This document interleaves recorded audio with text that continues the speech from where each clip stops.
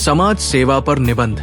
हम एक ऐसे समय में जी रहे हैं जहां अक्सर लोग अपने काम और जरूरतों में इतने व्यस्त हो जाते हैं कि दूसरों की तकलीफों पर ध्यान नहीं दे पाते।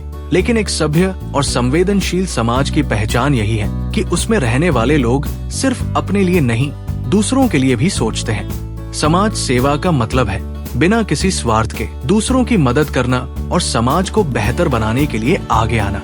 इसीलिए भारतीय संस्कृति में कहा भी गया है कि जन सेवा ही जनार्दन सेवा है।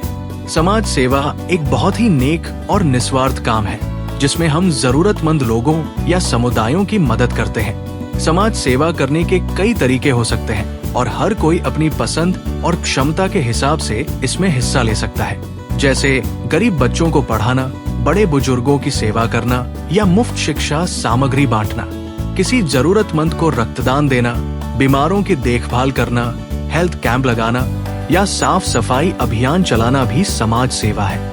कई बार लोग सोचते हैं कि समाज सेवा कोई बड़ा काम है जिसे केवल सामाजिक संगठनों या बहुत अमीर लोगों को करना चाहिए।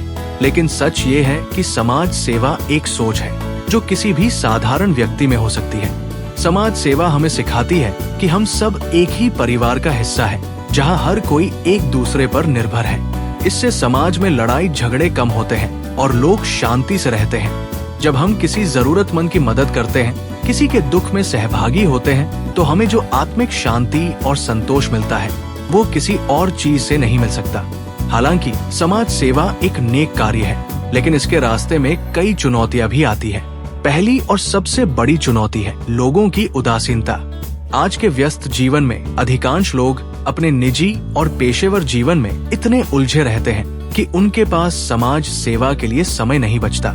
कई लोग इसे समय की बर्बादी मानते हैं या इसे केवल सामाजिक संगठनों और धनाढ़ लोगों की जिम्मेदारी समझते हैं। ये सोच समाज सेवा के प्रति उत्साह को कम करती है।